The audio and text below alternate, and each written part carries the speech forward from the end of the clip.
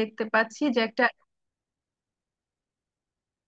Special ethnicity আছে, যেমন আশকেনাজি Zeus এই গ্রুপের সাথে হচ্ছে ইনফ্ল্যামেটরি বাউল ডিজিজের একটা অ্যাসোসিয়েশন দেখা যায়। এবং 10% ক্ষেত্রে আমরা দেখতে পাই যে ফার্স্ট ডিগ্রি রিলেটিভদের সাথে এটার একটা অ্যাসোসিয়েশন থাকে, মানে ফার্স্ট ডিগ্রি রিলেটিভদের এই ডিজিজটা থাকতে পারে। তারপর আমরা দেখি যে HLA-DR103 এটার সাথে হচ্ছে আলসারেটিভ কোলাইটিসের আমরা অ্যাসোসিয়েশন দেখতে পাই। এনভায়রনমেন্টাল কিছু ফ্যাক্টর আমরা দেখি, যেমন ক্রনস ডিজিজের সাথে স্মোকিং এর অ্যাসোসিয়েশন দেখা যায়। আবার আলসারেটিভ কোলাইটিসটা কিন্তু আমরা বেশি দেখি হচ্ছে নন স্মোকার যারা, তাদের ক্ষেত্রে। ক্রনস ডিজিজের আরেকটা আমরা অ্যাসোসিয়েশন দেখতে পাচ্ছি যে যারা লো রেজিডুয়াল ডায়েট খায়, অর্থাৎ ফাইবার ইনটেক কম হয় এবং হাই রিফাইন্ড সুগার ডায়েট যারা খাচ্ছে, তাদের ক্ষেত্রে এটার অ্যাসোসিয়েশন দেখা গেছে। এবং আমাদের গাটে যখন মাইক্রোবায়োটা ডিসবায়োসিস হয়, সেক্ষেত্রে কিন্তু ইনফ্ল্যামেটরি বাউল ডিজিজ হতে পারে। এবং সেটা বিভিন্ন প্রিডিসপোজিং ফ্যাক্টর থাকতে পারে, যেমন কোনো ইনফেকশন দিয়ে হতে পারে, ড্রাগ কজে হতে পারে। তখন সেক্ষেত্রে যখন আমাদের অর্গানিজম গুলো ডিসবায়োসিস হবে গাটে, তখন ইনফ্ল্যামেটরি বাউল ডিজিজের একটা অ্যাসোসিয়েশন থাকে। এবং এখানে আমরা দেখতে পাচ্ছি যে অ্যাপেন্ডিসেক্টমি, সেটা হচ্ছে আলসারেটিভ কোলাইটিসের ক্ষেত্রে প্রোটেক্টিভ হিসেবে কাজ করে। এবার আমরা উপরের পার্থক্যটাতে চলে যাই। এখানে আমরা দেখতে পাচ্ছি যে জেন্ডারের ক্ষেত্রে আলসারেটিভ কোলাইটিসে হচ্ছে মেল ফিমেল দুই ক্ষেত্রে সমানভাবে হতে পারে, কিন্তু ক্রনসে ফিমেলের ক্ষেত্রে সামান্য বেশি দেখা গেছে প্রিডিসপোজিং। জেনেটিক ফ্যাক্টর এথনিসিটি আমরা আলোচনা করেছি, এবং এই যে রিস্ক ফ্যাক্টরটা আমরা নিচের বক্সে দেখেছি। এখন আমরা দেখবো হচ্ছে অ্যানাটমিক্যাল ডিস্ট্রিবিউশন। আলসারেটিভ কোলাইটিসটা দেখা যায় শুধু কোলনের ক্ষেত্রে থাকে, রেকটাম এবং colon. Begins at anorectal margin with variable proximal extension, অর্থাৎ যেখানে শুরু হবে এটা কন্টিনিউয়াসলি প্রক্সিমাল এক্সটেনশন থাকে। আর ক্রনসের ক্ষেত্রে দেখা যায় যে যে লেশন গুলো, সেগুলো জিআইটির যে কোনো পার্টি হতে পারে। এবং এবং এই লেশনটা হচ্ছে কন্টিনিউয়াস থাকে না, প্যাচি ডিস্ট্রিবিউশন থাকে, এবং এই জন্য এটাকে স্কিপ লেশন বলা হয়। আমরা পরবর্তীতে ফিগারে দেখবো এটা। এবং এক্সট্রা ইন্টেস্টিনাল ম্যানিফেস্টেশন থাকে, সেটাও আমরা পরে ছবিতে দেখবো। দুই ক্ষেত্রে, এবং আলসারেটিভ কোলাইটিস ক্রনস দুইটাতেই দেখা যায়। হিস্টোলজি। হিস্টোলজিতে আমরা দেখতে পাই যে আলসারেটিভ কোলাইটিসের ক্ষেত্রে যে ইনফ্ল্যামেশনটা হয়, সেটা আমাদের গাটের যে গাট ওয়ালের যে লেয়ার গুলো, ইনার লেয়ারটা তো হচ্ছে মিউকোজাল লেয়ার। আলসারেটিভ কোলাইটিসের ক্ষেত্রে ইনফ্ল্যামেশনটা মিউকোজাতেই হচ্ছে লিমিটেড থাকে, কিন্তু ক্রনসের ক্ষেত্রে ট্রান্সমুরাল ইনফ্ল্যামেশন দেখা যায়, অর্থাৎ সবগুলো লেয়ারকে, মানে পুরো ওয়ালটাকে হচ্ছে ইনভলভ করে। তারপর আমরা আলসারেটিভ কোলাইটিসে দেখতে পাই যে আমাদের গাটে যে গবলেট সেলগুলো থাকে মিউকাস সেক্রিটিং, সেগুলো নষ্ট হয়ে যায়। তারপর যে ক্রিপ্ট গুলো থাকে ভিলাইয়ের মাঝখানে, এপিথেলিয়াল যে রিজেনারেশন করে ক্রিপ্ট গুলো, সেই ক্রিপ্ট গুলো ডিস্টরশন হয়, ক্রিপ্টে ইনফ্ল্যামেশন হয়, এবং ক্রিপ্টে অ্যাবসেসও হতে পারে। আর ক্রনস ডিজিজের ক্ষেত্রে আমরা কি দেখতে পারি যে ফিস্টুলা, বাওলের সাথে ভ্যাজাইনা, ব্লাডার, এগুলোর ফিস্টুলা তৈরি হতে পারে, যেটা ক্রনসে দেখা যায়, আলসারেটিভ কোলাইটিস সেটা দেখা যায় না। এবং ডিপ ফিশারিং আলসার তৈরি হয়। আর ম্যানেজমেন্টটা আমরা পরে পড়বো, এখানে একটু দেখে রাখি। আমরা আলসারেটিভ কোলাইটিসের ক্ষেত্রে সাধারণত 5 অ্যামাইনো স্যালিসাইলেট, গ্লুকোকর্টিকয়েড, এগুলো হচ্ছে মেইন ট্রিটমেন্ট ইউজ করা হয়। আর ক্রনসের ক্ষেত্রে হচ্ছে অ্যাজাথিওপ্রিনটা অত ইউজ করা হয় না, এটা ইফেক্টিভ না। আমরা গ্লুকোকর্টিকয়েডটা মেইনলি ইউজ করি ইন্ডাকশনের ক্ষেত্রে, আর মেইনটেনেন্সের ক্ষেত্রে অ্যাজাথিওপ্রিনটা ইউজ করা হয়। এবং ক্রনসের সাথে যেহেতু স্মোকিং এর অ্যাসোসিয়েশন আছে এবং রিস্ক ফ্যাক্টর হিসেবে কাজ করে, তাই স্মোকিং সিসেশনটা খুব গুরুত্বপূর্ণ ক্রনসের ক্ষেত্রে। আর সার্জিক্যাল ম্যানেজমেন্টে হচ্ছে কোলেক্টমিটা আলসারেটিভ কোলাইটিসে কিউরেটিভ হিসেবে কাজ করে, কিন্তু ক্রনসে সেটা কিউরেটিভ না। এবং ক্রনসের রিকারেন্সের রেটটা হচ্ছে বেশি থাকে। এবার আমরা প্যাটার্ন গুলো দেখি কি কি ভাবে ইনভলভ করতে পারে। এই যে এই ছবিটা দেখি আমরা, এই যে আলসারেটিভ কোলাইটিস 40 to 50% ক্ষেত্রে দেখা যায় যে রেকটামে ইনভলভমেন্ট থাকে, যেটাকে আমরা প্রোকটাইটিস বলছি।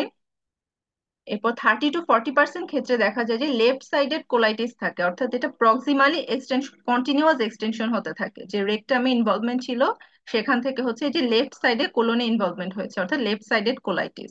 এবং এই প্রক্সিমাল এক্সটেনশনটা পুরো কোলনটাকে ইনভলভ করতে পারে, যে এক্সটেন্সিভ কোলাইটিস, যে আপ টু প্যান কোলাইটিস, যেটা 20% ক্ষেত্রে দেখা যায়।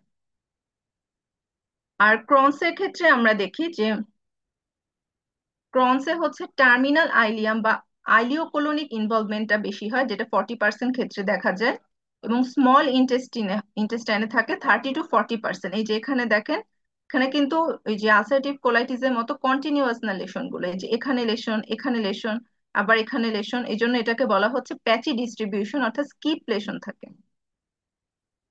এবং 20% ক্ষেত্রে দেখা যায় যে ক্রনস কোলাইটিস, অর্থাৎ এখানে কোলনেও ইনভলভমেন্ট চলে আসতে পারে। এবং পেরিয়ানাল ডিজিজ অ্যালোন, যেটা 10% ক্ষেত্রে হতে পারে ক্রনস, এটা কিন্তু আলসারেটিভ কোলাইটিসে দেখা যায় না, যে পেরিয়ানাল ডিজিজটা।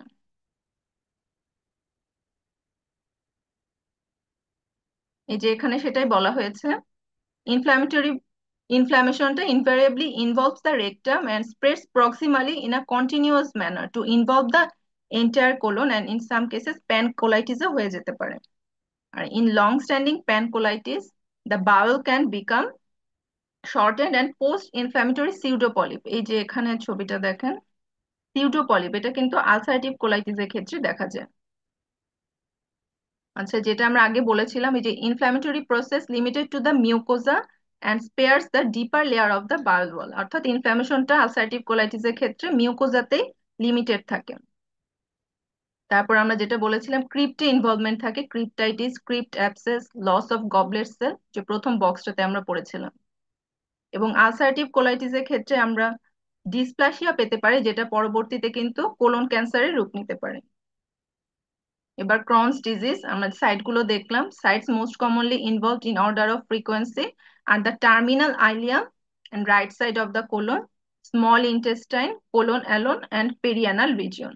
এখানে যে আমরা যেটা বললাম, the entire of the bowel is edematous and thickened and there are deep ulcers that often appear as linear fissure।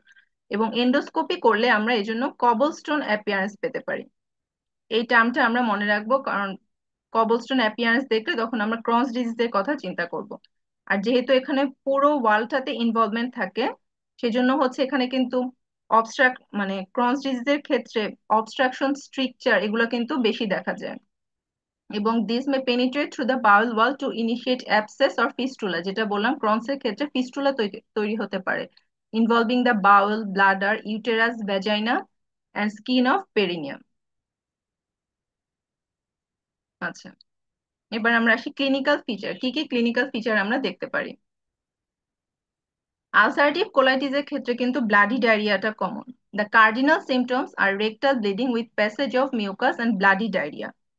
The first attack is usually the most severe and is followed by relapse and remission. এখানে কি কি প্রভোকেটিং factor আছে সেটা দেওয়া হয়েছে, যে emotional stress, intercurrent infection, gastroenteritis, antibiotic or NSAID therapy may all provoke আর relapse. কি কি দিয়ে রিল্যাপস হতে পারে? In severe cases, anorexia, malaise, weight loss, and abdominal pain can occur, and the patient is toxic. Severe ulcerative কোলাইটিসে কি কি feature থাকে, এটা পরে একটা বক্স আছে, ওখানে আমরা ডিটেল দেখবো। এই যে হিস্টোলজি অফ আলসারেটিভ কোলাইটিস, ওই কথাগুলোই বলা হয়েছে, যে আমরা বললাম ইনফ্লামেশনটা মিউকোসা পর্যন্ত থাকে, loss of goblet cell, crypt abscess, সেই জিনিসটা হিস্টোলজির ছবিটা দেখানো হয়েছে। আচ্ছা, এখন হচ্ছে ক্রনস এর কি কি ক্লিনিক্যাল ফিচার থাকতে পারে। ক্রনস ডিজিজের সিমটম গুলো হচ্ছে abdominal pain, diarrhoea and weight loss. এখানে কিন্তু ব্লাডি ডায়রিয়াটা কমন না, এখানে আমরা কিন্তু ওয়াটারি ডায়রিয়া পাবো। যে abdominal pain is often associated with diarrhoea which is usually watery and does not contain blood or mucus। যদি ক্রনসের ক্ষেত্রে ক্রনস কোলাইটিস হয়ে যায়, কোলন ইনভলভমেন্ট থাকে বা বিভিন্ন কমপ্লিকেশনের ক্ষেত্রে, তখন আমরা ব্লাডি ডায়রিয়া পেতে পারি, কিন্তু ইউজুয়ালি শুরুতে ব্লাডি ডায়রিয়া থাকে না। এই যে যেহেতু স্ট্রিকচার তৈরি হয় ক্রনসের ক্ষেত্রে, ওয়াল ঠিক হয়ে যাওয়ার কারণে এখানে কিন্তু অবস্ট্রাকশন হয়, সাব অ্যাকিউট আর অ্যাকিউট ইন্টেস্টিনাল অবস্ট্রাকশন নিয়েও কিন্তু ক্রনস প্রেজেন্ট করতে পারে। আচ্ছা, এই যে যে বক্সটার কথা বলছিলাম, সিভিয়ার আলসারেটিভ কোলাইটিস, এটা কিন্তু খুব ইম্পর্ট্যান্ট। সিভিয়ার আলসারেটিভ কোলাইটিসে কি কি ফিচার থাকবে, এই যে daily bowel frequency equal or more than 6। এবং আলসারেটিভ কোলাইটিসের ক্ষেত্রে তো আমরা ব্লাডি ডায়রিয়ার কথা বলেছি, তো ব্লাড তো থাকবে, তাহলে equal or more than 6 times bloody diarrhoea in a day. সাথে হচ্ছে pulse equal or more than 90 beat per minute, অর্থাৎ ট্যাকিকার্ডিয়া থাকবে। টেম্পারেচার বেশি থাকবে, ফিভার থাকবে, তার অ্যানিমিয়া থাকবে, হিমোগ্লোবিন <10 গ্রাম/ডেসিলিটার, ইএসআর বেশি থাকবে, more than 30 মিলিমিটার/আওয়ার। আর অ্যাবডোমিনাল এক্সরে করলে তখন আমরা হচ্ছে ডাইলেটেড বাউল পাবো। এবং থাম্ব প্রিন্টিং অফ মিউকোসা, এটা পরে আমরা ছবিতে দেখবো।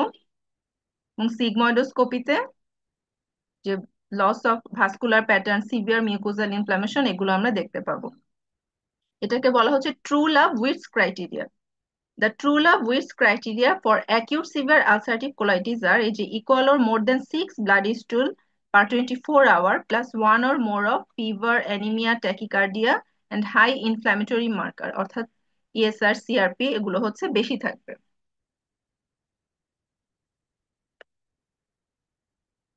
এই যে হিস্টোলজি অফ ক্রনস, এখানে এটা আমরা আগে আলোচনা করেছি। ইনফ্ল্যামেশনটা এখানে হবে ট্রান্সমোরাল, অর্থাৎ পুরো লেয়ারটাকে ইনভলভ করবে। ডিপ ফিশারিং আলসার থাকবে। এবং ওখান থেকে আমরা যদি বায়োপসি নিয়ে আসি, তারপর আমরা হিস্টোলজি করলে দেখবো যে নন ক্যাজিয়েটিং গ্র্যানুলোমা পাওয়া যায়। এটা কিন্তু ক্রনসের একটা আলাদা ফিচার, নন ক্যাজিয়েটিং granuloma.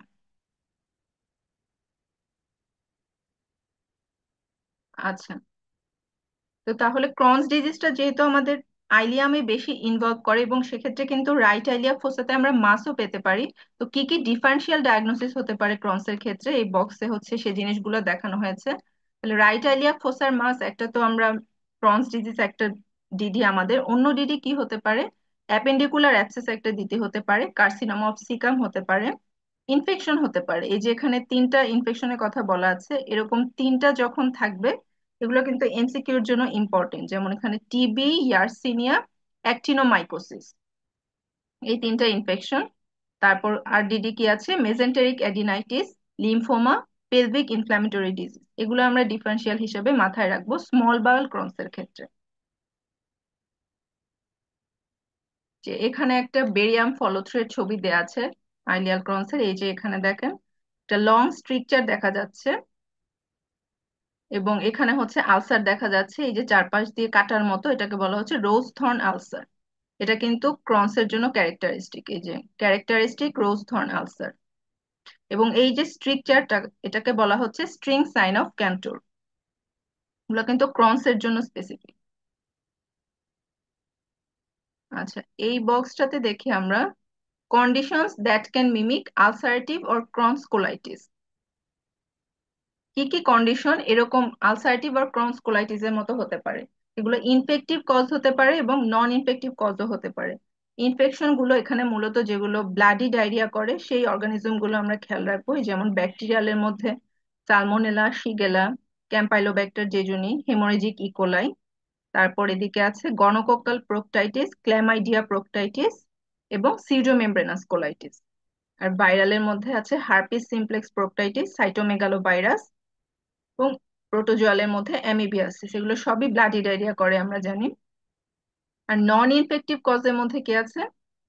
Ischemic colitis, diverticulitis, NSAID collagenous colitis, radiation proctitis, colonic carcinoma. আচ্ছা, এখানে হচ্ছে একটা এক্স রে ছবি আছে, এই যে এখানে দেখানো হয়েছে যে আলসারেটিভ কোলাইটিসের হিউজ ডাইলেটেশন। এবং এই যে এই অ্যাপিয়ারেন্সটাকে বলা হচ্ছে থাম্ব প্রিন্টিং অ্যাপিয়ারেন্স, মিউকোজাল ইডেমার কারণে। এই থাম্ব প্রিন্টিংটা আমরা এক্স রে তে পাবো হচ্ছে আলসারেটিভ কোলাইটিসের ক্ষেত্রে।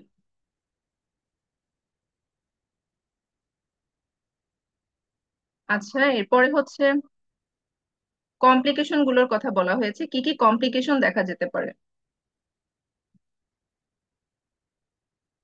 কমপ্লিকেশন আমরা দেখলাম যে আলসারেটিভ কোলাইটিসের ক্ষেত্রে, সিভিয়ার আলসারেটিভ কোলাইটিসের কি কি ফিচার থাকে সেটা আমরা দেখলাম। আর এক্স রে করে আমরা যদি দেখি যে ডাইলেটেশন more than 6 সেন্টিমিটারের বেশি, টক্সিক মেগাকোলন যদি থাকে, সেক্ষেত্রে কিন্তু পারফোরেশনের রিস্কটা অনেক বেশি। এটা কিন্তু একটা আর্জেন্ট সার্জারির ইন্ডিকেশন।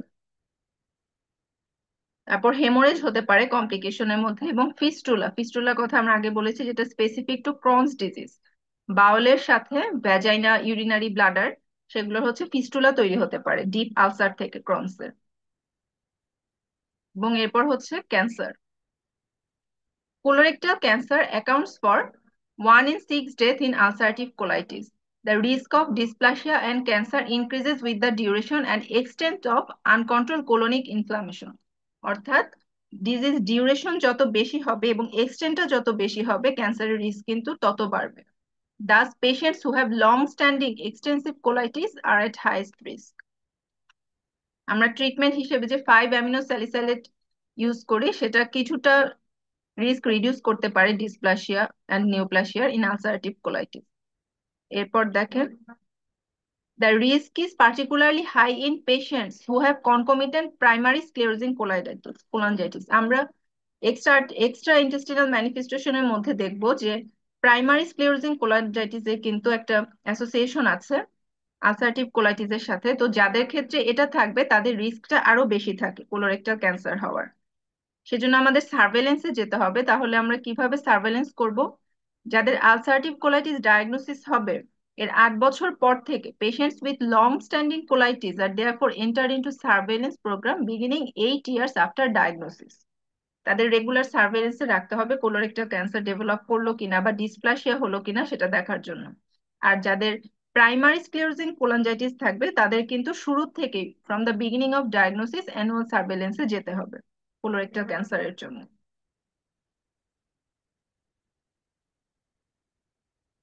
এবং কারো যদি ফ্যামিলি হিস্ট্রি থেকে থাকে কোলন ক্যান্সারের, সেটাও কিন্তু important risk factor. Family history of colon cancer is also an important factor to consider. If high-grade dysplasia is found, pan-proctocolectomy is usually recommended because of the high risk of colon cancer. আচ্ছা, এখন আমরা extra intestinal complication গুলো দেখি।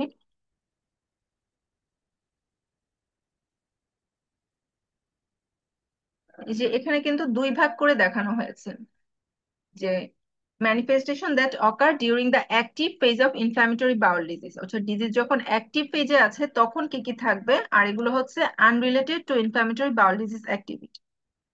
তাহলে এগুলো কিন্তু আলাদা করে খেয়াল রাখতে হবে, কারণ এই যে অ্যাক্টিভ পেজে কি কি পাওয়া যায় এরকম কিন্তু এমসিকিউ তে চলে আসতে পারে। তাহলে উপর থেকে আমরা দেখি যে conjunctivitis, iritis, episcleritis, mouth ulcer, যে চোখের ম্যানিফেস্টেশন গুলো আলসার, তারপর fatty liver, liver abscess, mesenteric or portal vein thrombosis, venous thrombosis, large joint arthritis, erythema nodosum, pyoderma gangrenosum. অর্থাৎ এই যে আলসার জাতীয় যেগুলো আছে, mouth ulcer, erythema nodosum, pyoderma gangrenosum, তারপর চোখের কমপ্লিকেশন গুলো, আর হচ্ছে সাথে থ্রম্বোসিস, জয়েন্ট পেন, এগুলো হচ্ছে আমরা অ্যাক্টিভ ডিজিজের সময় পাচ্ছি। আর এদিকে কি আছে, এদিকে এই পাশে আছে হচ্ছে autoimmune hepatitis, primary sclerosing cholangitis যেটা এর আগে আমরা দেখলাম, অ্যান্ড কোলাঞ্জিও কার্সিনোমা যেটা আলসারেটিভ কোলাইটিসের সাথে অ্যাসোসিয়েশন বেশি, গল স্টোন এবং রেনাল অক্সালেট স্টোন, এগুলো ক্রনসের সাথে অ্যাসোসিয়েশনটা বেশি। তারপর হচ্ছে অ্যানকাইলোজিং স্পন্ডাইলাইটিস, মেটাবলিক বোন ডিজিজ বা অস্টিওপোরোসিস। তাহলে যখন এরকম ইনফ্ল্যামেটরি বাউল ডিজিজের কারো অবস্ট্রাকটিভ জন্ডিস হচ্ছে এরকম ফিচার বা সিনারিও যদি দেয়া থাকে তখন সেক্ষেত্রে আমরা প্রাইমারি স্ক্লেরোজিং কোলাঞ্জাইটিসের কথা মাথায় রাখবো। তারপর কারো ইনফ্ল্যামেটরি ব্যাক পেইন হচ্ছে আইবিডির কারো এরকম কোনো সিনারিও যদি দেয়া থাকে তখন অ্যানকাইলোজিং স্পন্ডাইলাইটিস আমাদের মাথায় রাখতে হবে। আচ্ছা, এরপর এদিকে ছিল আমাদের হচ্ছে ইনভেস্টিগেশন, কি কি ইনভেস্টিগেশন আমরা করব এক্ষেত্রে। ইনভেস্টিগেশনটা এখানে আমি ছোট করে বলি। আমরা সিবিসি উইথ ইএসআর তো শুরুতে করব, পেশেন্টের অ্যানিমিয়া আছে নাকি, যেহেতু তাদের ম্যাল অ্যাবজর্পশন থাকে, নিউট্রিশনাল ইনটেক কম থাকে অ্যাবডোমিনাল পেইনের জন্য, সেক্ষেত্রে তাদের অ্যানিমিয়া থাকতে পারে, অ্যানিমিয়া দেখবো। এবং হচ্ছে ইনফ্ল্যামেটরি মার্কার গুলো দেখতে হবে, আমরা সিআরপি দেখবো, ফিকাল ক্যালপ্রোটেক্টিন দেখবো। এটা কিন্তু গাটের ইনফ্ল্যামেশনের জন্য সেন্সিটিভিটি অনেক বেশি, যে হচ্ছে high sensitivity for detecting gastrointestinal inflammation. Faecal calprotectin আমরা দেখবো। এরপর আমরা কি দেখবো, এরপর হচ্ছে আমরা স্টুলের কালচার করব। স্টুল কালচার করে কোনো ইনফেকশন আছে কিনা সেটা আমাদের এক্সক্লুড করতে হবে, যে to exclude superimposed enteric infection in patients who present with exacerbation of IBD. এরপর হচ্ছে আমরা ইনভেসিভ প্রসিডিউরে যাব, এন্ডোস্কোপি করে আমাদের দেখতে হবে, আর থাকে হচ্ছে আমাদের রেডিওলজি। তাহলে এন্ডোস্কোপির মধ্যে আমরা কি কি ফাইন্ডিং পাবো এর আগে আমাদের এগুলো বলা হয়ে গেছে। এন্ডোস্কোপি করে তখন আমরা হচ্ছে ক্রনসের জন্য, যেহেতু ক্রনসের হচ্ছে আইলিয়ামে ইনভলভমেন্টটা বেশি থাকে, আমাদের আইলিও কোলোনোস্কোপি করতে হবে। সেক্ষেত্রে আমরা দেখবো যে থিক ইডেমাটাস ওয়াল থাকে। তারপর হচ্ছে যে আমরা যেটা বললাম লেশন গুলো হচ্ছে স্কিপ লেশন থাকে, অর্থাৎ কন্টিনিউয়াস থাকে না, এক এক জায়গায় ছড়ানো ছিটানো থাকে, প্যাচিবাস প্যাচি ডিস্ট্রিবিউশন বা স্কিপ লেশন, এবং আলসার গুলো হচ্ছে ডিপ থাকে, ডিপ ফিশারিং আলসার। আর যেটা বললাম যে কবলস্টোন অ্যাপিয়ারেন্স দেখা যায় ক্রন্সের ক্ষেত্রে, এবং হচ্ছে আমরা যদি লেশন থেকে বায়োপসি নিয়ে আসি, পরে হচ্ছে আমরা হিস্টোলজি করে সেটাতে নন ক্যাজিয়েটিং গ্র্যানুলোমা পেতে পারি। আর আলসারেটিভ কোলাইটিসের ক্ষেত্রে আমরা কি পাবো? দেখবো যে হচ্ছে আলসারেটিভ কোলাইটিসের লেশন গুলো হচ্ছে কন্টিনিউয়াস থাকে, মানে রেকটামে শুরু হয়ে প্রক্সিমাল এক্সটেনশন থাকে। আর হচ্ছে ওই যে সিগময়েডোস্কোপির একটা ছবি ছিল, ওখানে আমরা দেখেছিলাম যে লস অফ ভাস্কুলার প্যাটার্ন, এবং মিউকোজাটা থাকবে হচ্ছে ইরাইডিম্যাটাস, আর হচ্ছে টাচ করলেই হচ্ছে ব্লিড হবে, মানে ফ্রাইবল মিউকোজা থাকে এবং ইজিলি ব্লিডিং হয় ওখান থেকে। আচ্ছা, আর হচ্ছে এরপর হচ্ছে ইনভেস্টিগেশনে আমাদের আছে হচ্ছে রেডিওলজি। রেডিওলজিতে আমরা ক্রন্সের ক্ষেত্রে বেরিয়াম, যেহেতু স্মল ইন্টেস্টিনাল বা আইলিয়াম ইনভলভমেন্ট বেশি থাকে, আমরা বেরিয়াম ফলো থ্রু করি।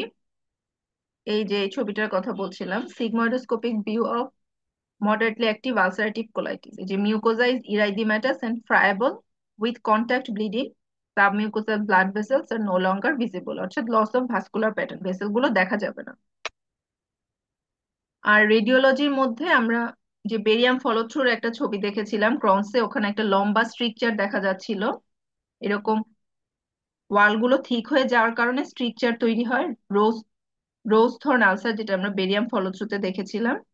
আর আলসারেটিভ কোলাইটিসে বেরিয়াম ইনেমা করলে ওখানে হচ্ছে লস অফ হস্টেশনের জন্য লেট পাইপ কোলন দেখা যায়, এটা একটা ফিচার আলসারেটিভ কোলাইটিসের। আর প্লেন এক্সরেটা আমরা উপরে ছবিতে দেখেছিলাম যে থাম্ব প্রিন্টিং অ্যাপিয়ারেন্স আলসারেটিভ কোলাইটিসের। এছাড়া যখন ওই যে সিভিয়ার আলসারেটিভ কোলাইটিস হবে, তখনও কিন্তু আমাদের রেগুলার প্লেন এক্সরে অ্যাবডোমেন করে দেখতে হবে যে ডাইলেটেশন কতটুকু আছে, টক্সিক মেগাকোলন হয়ে গেল কিনা, যেটা হচ্ছে একটা ইম্পর্টেন্ট ইন্ডিকেশন সার্জারির জন্য। আচ্ছা, এইখানে এই বক্সটা আমরা দেখি যে non biological agents used in the treatment of inflammatory bowel disease. এখানে আমরা নামগুলো দেখে রাখি যে অ্যামাইনো স্যালিসাইলেটের মধ্যে আমরা মেসালাজিনটা ইউজ করি, সালফাসালাজিন আছে, তারপর হচ্ছে আমরা গ্লুকোকর্টিকয়েড ইউজ করি, মিথোট্রেক্সেট অ্যাজাথিওপ্রিন ইউজ করি, সাইক্লোস্পোরিন ইউজ করি ক্যালসিনিউরিন ইনহিবিটরস এর মধ্যে। সেটা আমরা কখন ইউজ করি? যে সিভিয়ার আলসারেটিভ কোলাইটিসের ম্যানেজমেন্টের একটা বক্স আছে, আমরা দেখবো যখন হচ্ছে আমাদের আইভি স্টেরয়েড দিয়েও হচ্ছে সিমটম নিয়ন্ত্রণে আসছে না, সেক্ষেত্রে আমরা কিন্তু সাইক্লোস্পোরিন ইউজ করি। আর এই যে সিপ্রোফ্লক্সাসিন মেট্রোনিডাজোল অ্যান্টিবায়োটিক আমরা কখন ইউজ করছি? ক্রনসের যে পেরিয়ানাল ডিজিজ থাকে সেক্ষেত্রে কিন্তু তখন আমরা অ্যান্টিবায়োটিক গুলো ইউজ করি। আচ্ছা,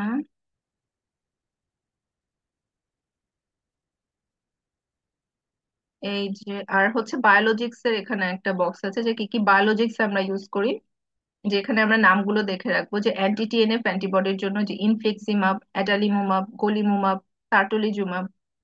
তারপর হচ্ছে anti alpha 4 beta 7 integrin vedolizumab use করা হয়, জেনাস কাইনেজ ইনহিবিটর টোফাসিটিনিব।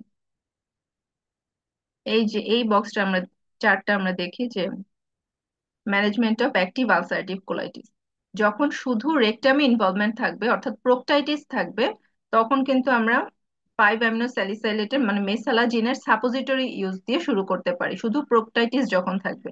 আর যদি left sided or extensive ulcerative colitis, মানে যখন এটা এক্সটেনশন হয়ে যাবে, তখন কিন্তু আমরা টপিক্যালের সাথে ওরাল সহ শুরু করে দিব, oral 5 amino salicylate and 5 amino salicylate ইনেমা।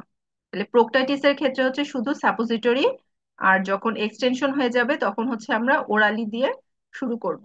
দুই ক্ষেত্রেই তারপর ইনকমপ্লিট রেসপন্স যখন হবে, অর্থাৎ প্রোকটাইটিসের ক্ষেত্রে যখন সাপোজিটরি দিয়ে রেসপন্স ঠিক মতো হচ্ছে না, তখন আমরা ওরালে চলে যাব। আর ওই ক্ষেত্রে তো আমরা ওরাল দিয়েই শুরু করেছিলাম, ইনকমপ্লিট রেসপন্স যখন হবে তারপর আমরা এখানে দুই ক্ষেত্রে চলে যাব হচ্ছে ওরাল প্রেডনিসোলনে। তাহলে মেসালাজিন দিয়ে শুরু হচ্ছে, সিমটম কন্ট্রোল হচ্ছে না, আমরা যাচ্ছি প্রেডনিসোলনে। প্রেডনিসোলন দিয়ে যখন ইনকমপ্লিট রেসপন্স, তারপর আমরা চলে যাচ্ছি বায়োলজিক্স এর ক্ষেত্রে, অর্থাৎ ইনফ্লিক্সিমাব, যেগুলো নামগুলো আমরা দেখলাম সেখানে। এটা হচ্ছে মাইল্ড মডারেট আলসারেটিভ কোলাইটিস এর ক্ষেত্রে। এখানে আর এটা হচ্ছে ম্যানেজমেন্ট অফ ফালমিনেন্ট আলসারেটিভ কোলাইটিস, অর্থাৎ আমরা যে ট্রুলাভ উইটস ক্রাইটেরিয়া দেখেছিলাম জি ইকুয়াল ওর মোর দেন 6 ব্লাড স্টুল পার ডে, সাথে হচ্ছে fever, anaemia, tachycardia, rest inflammatory marker. এই ফিচার গুলো নিয়ে যখন আসবে তখন কিন্তু হসপিটাল অ্যাডমিশন লাগবে। তখন আমরা কিভাবে ম্যানেজ করব?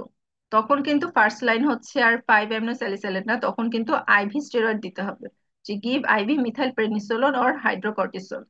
সাথে হচ্ছে পেশেন্টকে আইভি ফ্লুইড দিতে হবে, ব্রড স্পেকট্রাম অ্যান্টিবায়োটিক দিতে হবে, নিউট্রিশনাল সাপোর্ট লাগবে পেশেন্টের। কোনো ইলেকট্রোলাইট ইমব্যালেন্স থাকলে আমরা সেটা কারেকশন করব। অ্যানিমিয়া থাকলে ব্লাড ট্রান্সফিউশন করতে হবে। এবং পেশেন্টের যেহেতু তখন ইনফ্ল্যামেশন অনেক বেশি থাকে, তখন থ্রম্বোএম্বোলিজমের রিস্কও বাড়ে, সেজন্য সাবকিউটেনিয়াস লো মলিকুলার ওয়েট হেপারিনও দেওয়া যেতে পারে। এবং তখন যে কোনো অ্যান্টিডাইরিয়াল এজেন্ট কিন্তু অ্যাভয়েড করতে হবে। এরপর এই যে লাস্টে দেখেন, consider infliximab or cyclosporin in stable patients not responding to 3 to 5 days of glucocorticoid. অর্থাৎ 3 থেকে 5 দিন আমরা আইভি স্টেরয়েড দিলাম, এরপরও যারা রেসপন্ড করছে না তাদের ক্ষেত্রে আমাদের বায়োলজিক্স অথবা এই যে ক্যালসিনিউরিন ইনহিবিটর সাইক্লোস্পোরিন ইউজ করতে হবে। আচ্ছা, তাহলে আলসারেটিভ কোলাইটিসের ম্যানেজমেন্ট আমরা দেখলাম। আর পেশেন্ট যখন রেমিশনে থাকবে, মানে মেইনটেনেন্স অফ রেমিশন কিন্তু আমরা ওরাল অ্যামিনোস্যালিসাইলেট দিয়েই করব। এই যে topical and oral aminosalicylate have no role to play in the acute severe attack, যেটা বলেছিলাম। অ্যামিনোস্যালিসাইলেটের অ্যাকিউট অ্যাটাকের ক্ষেত্রে কোনো রোল নেই, কিন্তু আর মেইনটেনেন্সের ক্ষেত্রে আমরা ওইটাই ব্যবহার করব। আর এই যে patients who develop colonic dilatation more than 6 centimeter, those whose clinical and laboratory measurement deteriorate, and those who do not respond after 7 to 10 days of maximum medical management usually require urgent surgery, যেটা আমরা বলেছিলাম। আচ্ছা, আর ক্রনসের ক্ষেত্রে ম্যানেজমেন্টটা কি করব? আমরা ক্রনসের management কিন্তু শুরু হবে গ্লুকোকর্টিকয়েড দিয়ে। ইন্ডাকশন আমরা করব গ্লুকোকর্টিকয়েড দিয়ে। এই যে glucocorticoid remain the mainstay of treatment for active Crohn's disease. আর ফার্স্ট চয়েস হচ্ছে, যদি আইলিয়াম দিয়ে শুরু হয়, ফার্স্ট চয়েস হচ্ছে আমাদের বুডেসোনাইড। আর ক্রনসের ক্ষেত্রে আমরা মেইনটেনেন্সে কি ব্যবহার করব? মেইনটেনেন্সে ব্যবহার করব হচ্ছে অ্যাজাথিওপ্রিন, ফার্স্ট লাইন ইউজ করা হয়। সেকেন্ড লাইন হিসেবে মিথোট্রেক্সেট ইউজ করা হয়। এবং এগুলো দিয়ে যদি কন্ট্রোলে না হয়, তারপর আমরা বায়োলজিক্সে যাই, তখন ইনফ্লিক্সিমাব ব্যবহার করা যেতে পারে। এবং ক্রনসের মধ্যে স্মোকিং সিজেশনটা কিন্তু খুব ইম্পর্টেন্ট। স্মোকিং সিজেশন না করলে কিন্তু ডিজিজ রিকারেন্সের রেট অনেক বেশি। আচ্ছা, উপরে একটা বক্স আছে যে কিভাবে আইবিডি পেশেন্টদের মনিটরিং করতে হবে। এই যে এটা একটু রিডিং পড়বেন। এখানে আমরা যখন পেশেন্ট আসবে ফলো আপে, আমরা তার কি কি সিমটম সেগুলো অ্যাসেস করব, যে এক্সট্রা ইন্টেস্টিনাল যে ম্যানিফেস্টেশন যেটা আমরা দেখেছিলাম সেগুলোর সিমটম গুলো তার কোনোটা আছে কিনা। সিমটম দেখা, এক্সামিনেশন করা, ইনভেস্টিগেশন করা, সেগুলো দেখতে হবে এক্সট্রা ইন্টেস্টিনাল ম্যানিফেস্টেশনের জন্য। তারপর তার কোনো অ্যাবডোমিনাল মাস আছে কিনা অথবা পেরিয়ানাল ডিজিজ আছে কিনা সেগুলো দেখা। সিআরপি, ফিকাল ক্যালপ্রোটেক্টেড, এগুলো করে তার ডিজিজ অ্যাক্টিভিটি আমরা দেখবো, এখন ইনফ্লামেশন কেমন আছে। তারপর স্টুল কালচার করতে হবে ইনফেকশন এক্সক্লুড করার জন্য। আর হসপিটালে গ্যাস্ট্রো ডিপার্টমেন্টে কিন্তু আইবিডি ক্লিনিক থাকে, এসব পেশেন্টদের ওখানে এনরোল করে দিতে হবে, তাহলে তারা ওখানে রেগুলার ফলো আপে আসতে পারবে। আর যাদেরকে বায়োলজিক্সে যেতে হয়, বায়োলজিক্স শুরু করার আগে কিন্তু কিছু নিয়ম কানুন আছে, এবং তাদের পরবর্তীতেও ভ্যাকসিনেশনে থাকতে হয়। Regular liver function, renal function, এগুলো টেস্ট করতে হয়। এটা পরে একটা বক্স আছে আমরা দেখছি, যে এখানে patient on immunosuppressive therapy should receive influenza and pneumococcal vaccination, এগুলো তারা ঠিক মতো পাচ্ছে কিনা এগুলো আইবিডি ক্লিনিকে মনিটরিং করা হবে। আর কোলোনোস্কোপি সার্ভেলেন্স যাদের দরকার, যে আমরা যেটা দেখেছিলাম, সেটা এনশিওর করতে হবে। আচ্ছা, এই যে এখানে indication for surgery in ulcerative colitis, কখন সার্জারি লাগবে? ইম্পেয়ার্ড কোয়ালিটি অফ লাইফ, অর্থাৎ অর্থাৎ যাদের এই ডিজিজের জন্য অকুপেশনে সমস্যা হচ্ছে, এডুকেশনে সমস্যা হচ্ছে, ফ্যামিলি লাইফ ডিস্টর্টেড হয়ে যাচ্ছে, ইম্পেয়ার্ড কোয়ালিটি অফ লাইফ কিন্তু প্রথম ইন্ডিকেশন। তারপর failure of medical therapy, glucocorticoid দিয়ে যাদের ডিপেন্ডেন্সি তৈরি হয়ে যাচ্ছে, বায়োলজিক্সে কাজ হচ্ছে না, ফালমিনেন্ট কোলাইটিস যে ফিচার গুলো আমরা দেখেছিলাম, টক্সিক মেগাকোলন যেখান থেকে পারফোরেশনের চান্স থাকে, এটা হচ্ছে ইমার্জেন্সি কন্ডিশন। আর কোলন ক্যান্সার আর সিভিয়ার ডিসপ্লাসিয়া, প্রোফাইলেকটিক হিসেবে সার্জারি করা, এগুলো হচ্ছে ইন্ডিকেশন। 60% পেশেন্টেরই কিন্তু ইভেনচুয়ালি সার্জারি লাগে, যে up to 60% patient with extensive ulcerative colitis eventually need surgery. আর ক্রনসের ক্ষেত্রে কখন সার্জারি লাগবে? ক্রনসে আমরা বলেছি যে ফিস্টুলা হয়, অ্যাবসেস হয়, স্ট্রিকচার তৈরি হয়, তারপর অবস্ট্রাকশন থাকে, এগুলোর জন্য কিন্তু তখন সার্জারি লাগতে পারে। তবে যে in contrast to ulcerative colitis, surgery is not curative and disease recurrence is the rule. Smoking সিজেশনটা খুব ইম্পর্টেন্ট। এই যে cigarette smoker with Crohn's disease should be strongly counseled to stop smoking at every possible opportunity.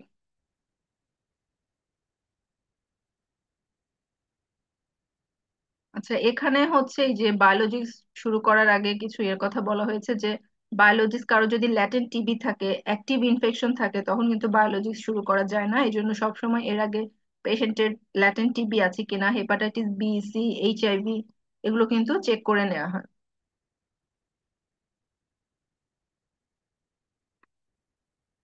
আচ্ছা, এখানে এই যে যেটা আমরা বলেছিলাম, ফিস্টুলা পেরিয়ানাল ডিজিজ থাকলে আমরা সিপ্রোফ্লক্সাসিন বা মেট্রোনিডাজোল ইউজ করি ক্রন্স এর ক্ষেত্রে। আর ফিস্টুলা পেরিয়ানাল ডিজিজ এগুলো যখন দেখা দিবে, তখন আমাদের নেক্সট ইনভেস্টিগেশন কি হবে? এমআরআই অফ পেলভিস, এটা কিন্তু ইম্পর্টেন্ট এসবি এর জন্য। যে first step to define the site by imaging, এটা হচ্ছে এমআরআই অফ পেলভিস।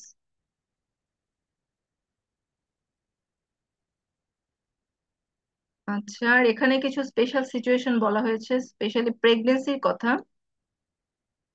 মানে প্রেগনেন্সিতে হচ্ছে আমরা কি কি ইউজ করা যাবে, কি কি যাবে না।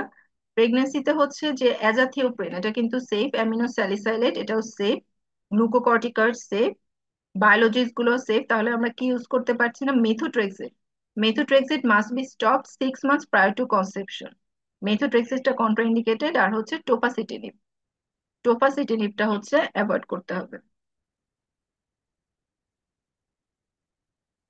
আর হচ্ছে মেটাবলিক বোন ডিজিজ, এটা তো আমরা ইয়েতে দেখলাম এক্সট্রা ইন্টেস্টিনাল ম্যানিফেস্টেশনের মধ্যে, যে তাদের অস্টিওপোরোসিসের রিস্ক থাকে এবং তাদের অনেকেরই তো লং টার্ম গ্লুকোকর্টিকয়েড নিতে হয়। এজন্য আমাদের ডেক্সা স্ক্যান করে দেখা লাগতে পারে, ফ্র্যাক স্কোর করে, যে তার অস্টিওপোরোসিসের রিস্ক আছে কিনা। থাকলে তো সেক্ষেত্রে কিন্তু বিসফসফোনেট শুরু করতে হবে।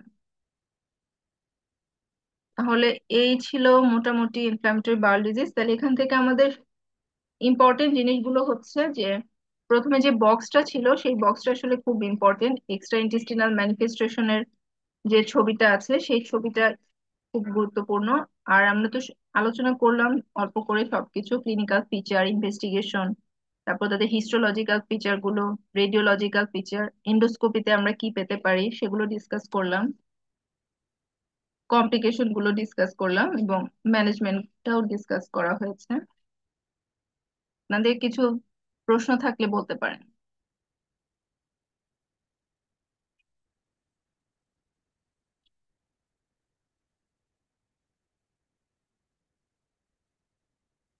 প্রশ্ন না থাকলে তাহলে আমরা শেষ করি। সবাই ভালো থাকবেন। ঠিক আছে, আসসালামু আলাইকুম।